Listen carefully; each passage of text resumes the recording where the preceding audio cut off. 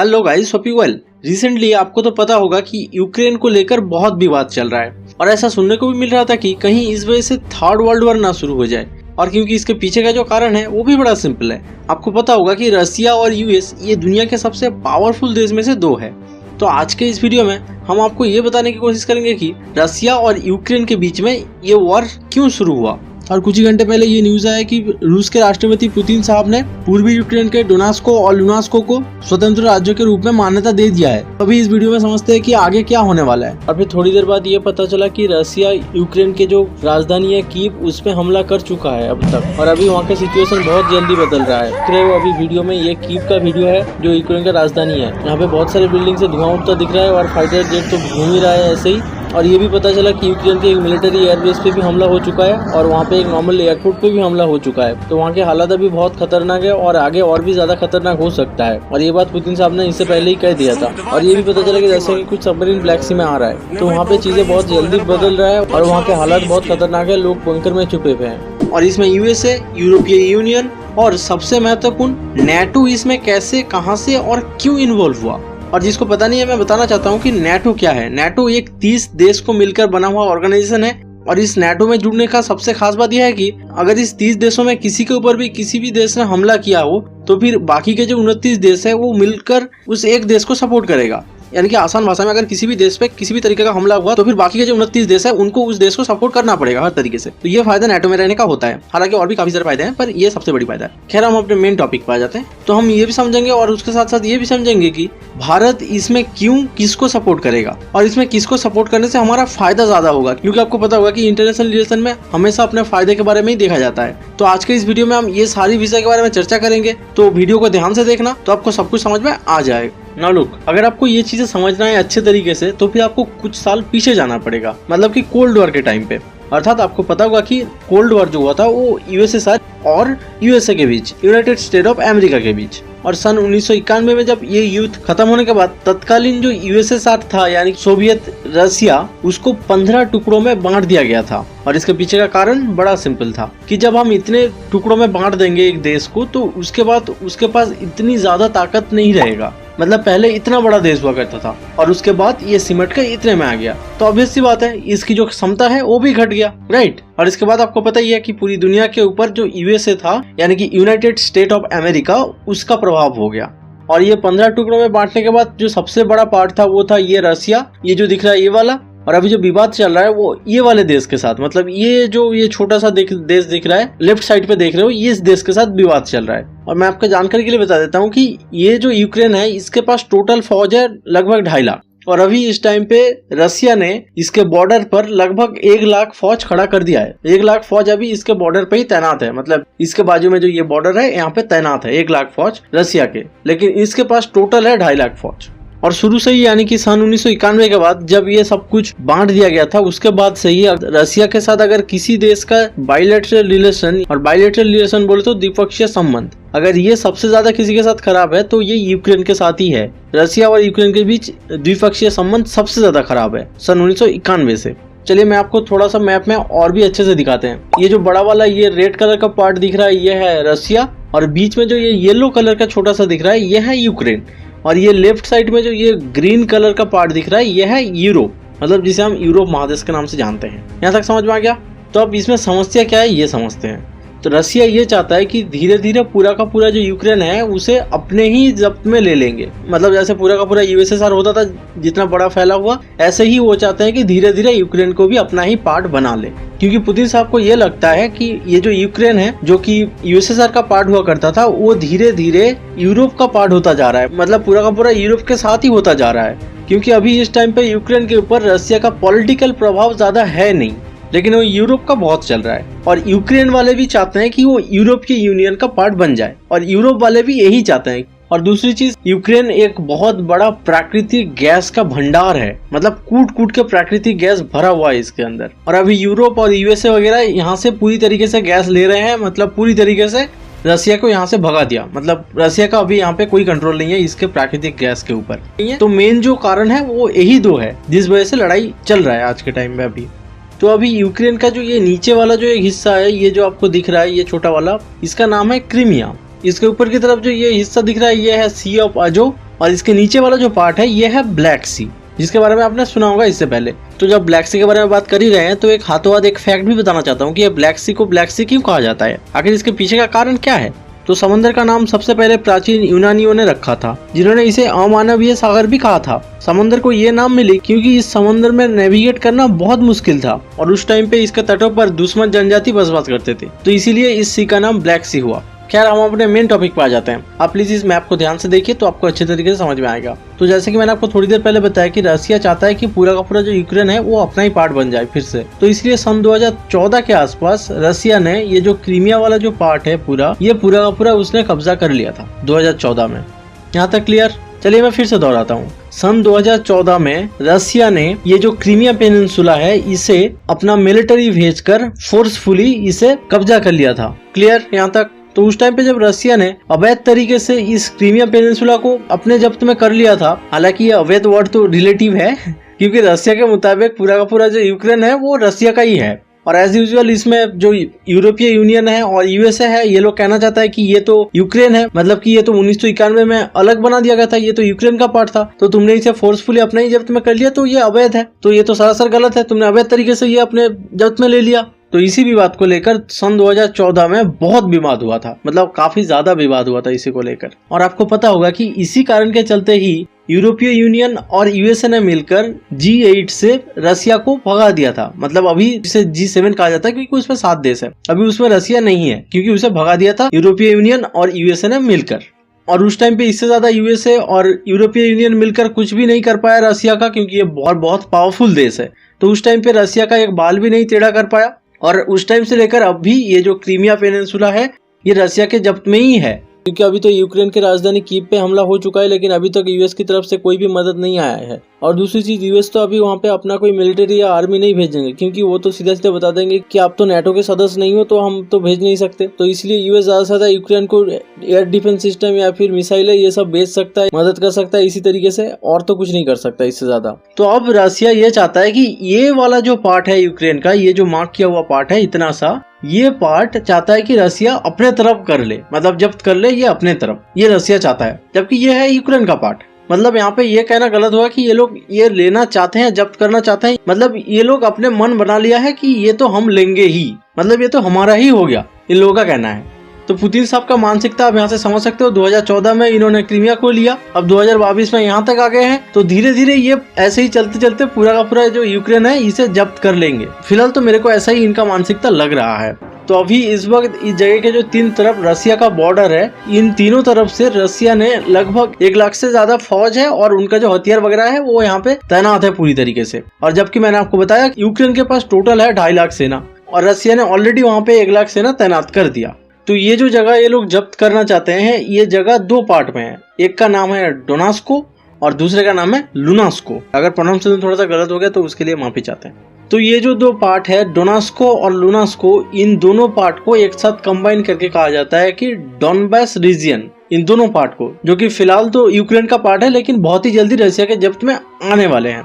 तो पहले रसिया ने क्रीमिया को लिया, फिर अब ये डॉनबास रीजियन को लेने का पूरा मानसिकता बना लिया है। तो आप अभी सोच रहे होंगे कि ये जो जगह है डॉनबास रीजियन, इसको तो रसिया ने अभी पूरी तरीके से मतलब चारों तरफ से घेर रखा है, मतलब 3 तरफ से, और ये जगह कुछ ही दिन में रसिया का होने वाला है। तो क्या यहाँ के जो लोग हैं, मतलब इस डॉनबास रीजियन के जो लोग हैं, क्या ये लोग यूक्रेन को सपोर्ट कर रहे हैं या फिर रसिया को सपोर्ट कर रहे हैं? ये लोग क्या चाहते हैं कि हम रसिया के पार्ट बने या यूक्रेन के पार्ट बने? तो यहाँ पे आता है सबसे मजेदार चीजें। सन 1991 में ये जो पार्ट था ये रसिया का ही पार्ट था, है ना, क्योंकि रसिया को तोड़ के ही यूक्रेन बनाया गया है। तो हम ये कह सकते हैं कि ये जो डॉनबास रीजन के जो जितने भी अधिवासी है, ये लोग ओरिजिनली है रसिया से ही, है ना, मतलब रसिया से इन लोगों का पुराना नाता है और उन लोग का जो कल्चर है वो रसिया के साथ काफी मिलता जुलता है। और यहाँ के रहने वाले जो ज्यादातर लोग है वो लोग अपने दिल से चाहते हैं और दिमाग से चाहते हैं कि एक ना एक दिन ये लोग रसिया के साथ ही मिल जाएंगे। मतलब हम तो तुम्हारे ही थे, बीच में कुछ दिन नहीं रहे, लेकिन अंत में हम तुम्हारे ही साथ रहेंगे, ऐसा इन लोगों का मेंटेलिटी है। और इसी वजह से ये जो डॉनबास रीजन के जो लोग हैं, ये लोग बहुत टाइम से लड़ाई कर रहे हैं कि ये लोग किसी तरीके से रसिया का पार्ट बन जाए। इसी वजह से ये लोग बहुत टाइम से लड़ाई कर रहे हैं। और यूक्रेनियन लैंग्वेज में इस लड़ाई यानी कि आंदोलन को जो कि ये लोग कर रहे हैं रसिया के पार्ट होने के लिए, इस आंदोलन को यूक्रेनियन भाषा में कहा जाता है रसियन सेपरेटिस्ट। मतलब ये लोग तो अंदर से रसियन ही है, मतलब पूरी तरीके से कल्चर वगैरह सब कुछ तो रसियन ही है। तो ये लोग यूक्रेन से आजादी चाहते हैं और रसिया के साथ मिल जाना चाहते हैं। और इस पॉइंट पे आके आप ये समझ सकते हो कि यहाँ के लोग सेपरेटिस्ट है या फिर लिबरल है। ये दोनों बहुत ही रिलेटिव वर्ड है। और सेपरेटिस्ट बोले तो संप्रदायवादी और लिबरल बोले तो स्वाधीनतावादी या उदारवादी। तो अब मेरे को ये समझाने की आपको जरूरत नहीं होगी कि ये लोग कैसे हैं, ये दो कैटेगरी में से। अर्थात एक लाइन में बोले तो जो डम्बस रीजन के जो जितने भी लोग हैं वो लोग स्वाधीनता के लिए रसिया के साथ मिलने के लिए पूरी तरीके से यूक्रेन के साथ लड़ाई कर रहे हैं। मतलब उसमें जो मदद मिल रहा है वो रसिया की तरफ से पूरा मिल रहा है। और यूक्रेन का सेना चाहता है कि ये जो आंदोलन है ये रुक जाए। यूक्रेन का सेना और यूक्रेन का जो सरकार है वो चाहता है। और इवन ये जो यूरोपीय यूनियन और यूएसए ऐसा भी कहता है कि ये जो डोम्बस रीजन में जो कुछ लोग हैं जो लोग आंदोलन कर रहे हैं, मतलब काफी सारे लोग तो आंदोलन कर रहे हैं, तो उसमें से बहुत सारे लोग ऐसे हैं जो रसिया के हैं, मतलब रसिया के जो सेना में है, मिलिट्री है, वो लोग यहाँ पे नॉर्मल पोशाक में आकर ऐसे आंदोलन को बढ़ावा दे रहे हैं। ये लोग ऐसा क्लेम कर रहे हैं। और इसे जब्त क्यों करना चाहता है इसका कारण तो आपको अभी पता चल गया होगा अब तक कि इसका जो कारण है वो है नेचुरल गैस। क्लियर, यहाँ तक समझ में आ गया पूरी तरीके से। यूरोपीय यूनियन और यूएसए ये चाहता है कि ये जो नेचुरल गैस है ये पूरा हम ले ले और रसिया चाहता है कि ये पूरा हम ले ले। तो ये लड़ाई पूरी तरीके से इन चीजों की वजह से ही है। और ये यूरोपीय यूनियन, यूएसए और यूक्रेन ये चाहता है कि क्रीमिया को तो जब्त कर चुका है पूरी तरीके से, अब ये डोम्बेस रीजन को भी पूरी तरीके से जब्त में ले ले। उससे पहले ये जो यूक्रेन है इसको नाटो के अंदर उससे पहले शामिल कर दिया जाए। और ये नाटो के बारे में आपने तो इससे पहले कहीं ना कहीं पक्का सुना होगा। इसका फुल फॉर्म है नॉर्थ अटलांटिक ट्रीटी ऑर्गेनाइजेशन। ये अब तक एक ऐसा 30 देशों का संगठन है जो कि यूएसए के साथ रहना चाहता है। तो अगर कभी भी कोई भी देश ये नाटो के अंदर आ जाता है तो फिर इसका जो फायदा है वो आपको मैंने शुरू में ही बताया था कि अगर इस 30 देशों में से किसी भी एक देश के अंदर किसी भी तरीके का कोई भी हमला होता है, आक्रमण होता है, तो ये जो बाकी के जो 29 देश है ये पूरी तरीके से, साथ में यूएसए भी पूरी तरीके से उस देश को सपोर्ट करेगा। ऑलराइट। और क्योंकि यूक्रेन पहले ही अपना एक पार्ट खो चुका है और अब ये दूसरा वाला खोने की कगार पे है, तो इसीलिए यूक्रेन चाहता है कि हम किसी भी तरीके से नाटो में घुस जाए ताकि हमको हर तरफ से मदद मिल जाए। और जैसे कि वीडियो के शुरू में मैंने बताया कि यहाँ थर्ड वर्ल्ड वॉर होने की संभावना है, तो ऐसा क्यों? और यहाँ इसका कारण बड़ा सिंपल है। जैसे कि पुतिन साहब ने कुछ दिन पहले ही बताया था कि अगर यूक्रेन नाटो में शामिल हो जाता है तो इसका अंजाम बहुत बुरा होगा। और इसके पीछे का कारण को भी तो समझिए। अगर यूक्रेन नाटो में आ जाता है तो तुरंत ही यूएस अपना फोर्स और तमाम गोला बारूद सब कुछ भेजेगा, क्योंकि आपको तो पता ही है कि यूएस ने नाटो का सुरक्षा का ठेका ले रखा है। और इसी वजह से रसिया और यूएस के बीच विवाद शुरू हो जाएगा। खैर डायरेक्टली वो विवाद ना हो लेकिन इनडायरेक्टली तो होगा, क्योंकि इन दो देशों के बीच 36 का आंकड़ा है। तो इसी वजह से यहाँ पे मामला खतरनाक हो सकता है। और हो सकता है क्या, होगा ही, मतलब ये दोनों देश अगर एक साथ आमने सामने आ गया तो, क्योंकि यही यूएस था जिसने यूएसएसआर को तोड़ा था। तो इसलिए इन लोगों के बीच बहुत विवाद है और यही वो वजह था जिसलिए थर्ड वर्ल्ड वॉर होने की आशंका था। मतलब आशंका था, अब नहीं है। और ऐसा मैं क्यों बता रहा हूँ इसका कारण भी समझिए। क्योंकि अभी सिचुएशन वहाँ पे बदल गया है। लड़ाई शुरू होने से पहले एक अलग सिचुएशन था और अब लड़ाई जब शुरू हो चुका है तब सिचुएशन अलग हो चुका है। क्योंकि युद्ध शुरू होने से पहले उसको कुछ देशों ने वादा किया था कि मदद करेंगे, लेकिन अभी सबने हाथ खड़ा कर दिया है। क्योंकि आपको पता होगा कि जेलेंस्की साहब ने ये वीडियो में बताया था कि उनको अकेला छोड़ दिया गया है। और इसका मतलब आपको तो समझ में आ ही रहा होगा। और अभी 2 दिन हो गया वहाँ पे युद्ध हो रहा है, लेकिन अभी तक कोई भी देश डायरेक्टली उसको सपोर्ट नहीं कर रहा है। इसका मतलब अभी तक तो वो अकेले ही है। और आज का डेट है 26 फरवरी रात के 11:17। और मैंने टाइम और डेट इसलिए बताया ताकि वीडियो कल आएगी तो कल तक हो सकता है कोई मदद करने के लिए आ जाए, क्योंकि वहाँ पे तो चीजें बहुत जल्दी जल्दी बदल रहा है। क्योंकि पुतिन साहब ने पहले ही बताया था कि वो डोम्बेस रीजन तक रहेंगे, लेकिन अब तो कीव तक पहुंच चुके हैं और उसके बाजू में भी उधर भी पहुंच रहा है। तो चीजें वहाँ पे बहुत जल्दी जल्दी बदल रहा है। खैर जो भी हो, और मेरा आपसे एक सवाल भी है, अगर आपके दुश्मन को आपके सामने ही लेकर रख दिया जाए तो आप क्या करेंगे? और वो दुश्मन जिसने आपका ही जगह को 2 हिस्सों में बांट दिया था, तो ऐसे में आप क्या करेंगे? क्योंकि यूएस अगर यूक्रेन में आ जाता है तो रसिया के लिए बहुत बड़ा सिरदर्द हो जाएगा और इससे रसिया के लिए सिक्योरिटी थ्रेट भी होगा, क्योंकि यहाँ से यूएस अगर चाहे तो कभी भी रसिया के ऊपर किसी भी तरीके का हमला कर सकता है। और आपको पता ही है कि यूएसए क्या करता है, पूरी दुनिया पे अपना जो राज है वो चलाने की कोशिश करता है। हालांकि ज्यादा भारत में वो सफल हो नहीं पाता, लेकिन चाचा को तो पूरी तरीके से दबा के रखता है। ये बात तो आपको पता ही होगा। अगर यूएसए लोन देना बंद कर देंगे तो फिर तो चाचा का दुकान बंद हो जाएगा, मतलब पूरा देश ही बंद हो जाएगा। और चाचा जी को ये पता होते हुए भी चाचा जी ने एक गलती कर दी, वो इसी बीच रसिया चले गए हैं। और वहाँ पे उनके साथ क्या हुआ, बहुत ही फनी चीज एक हुआ। और वो रसिया गए हैं, इसी वजह से उनको क्या क्या घाटा लग सकता है और क्या क्या प्रॉब्लम ऑलरेडी शुरू हो चुका है उनके साथ, ये आपको हम अगले वीडियो में बताएंगे चाचा जी के बारे में सब कुछ डिटेल में। और अब यूएसए का ये कहना है कि अफगानिस्तान में जो तालिबान अभी इतना ज्यादा बड़ा हो गया, इतना ज्यादा तो बढ़ गया, वो रसिया का ही पीछे उसका मदद था, जिस वजह से तालिबान अभी यूएसए को वहां से भगा दिया। तो ये कह रहा है यूएसए।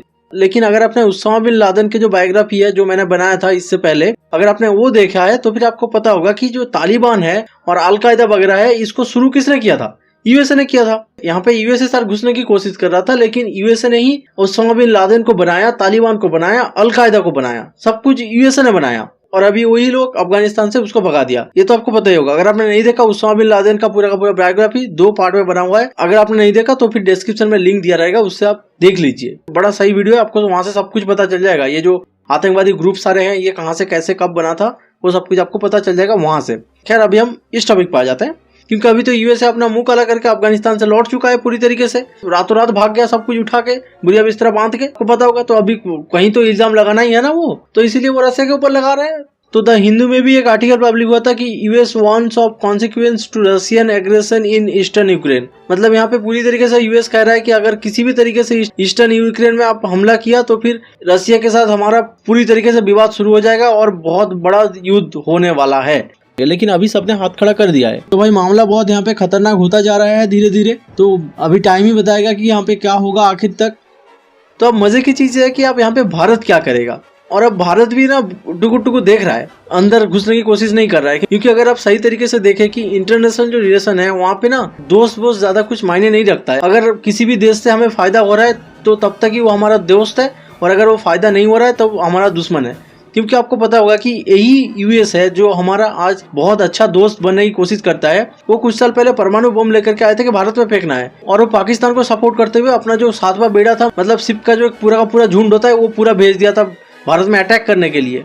यही वो यूएस था। लेकिन अब वो इतने अच्छे दोस्त बन रहे हैं। लेकिन रसिया हमारा बहुत पुराना दोस्त है। ये कहावत है ना, एक अच्छा पुराना दोस्त नया 5 दोस्त का समान होता है। तो रसिया हमारा बहुत पुराना दोस्त है, बहुत पहले से वो हमारा सपोर्ट करते आ रहे हैं, तो हम तो उसको छोड़ नहीं सकते। और भारत भी कहीं ना कहीं रसिया की तरफ ही झुका हुआ है, क्योंकि आपको पता होगा कि यूएसए बहुत धोखा देता है, मतलब बहुत खतरनाक है उससे दोस्ती करना।